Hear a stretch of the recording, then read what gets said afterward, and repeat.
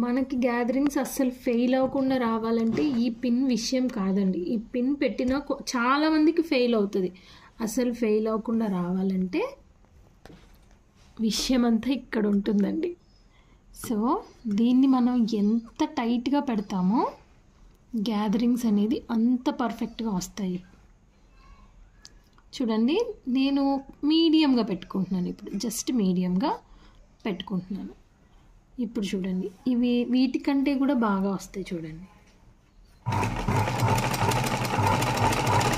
ఆ స్టిచ్ చేస్తున్నప్పుడే తెలిసిపోతుంది మనకి.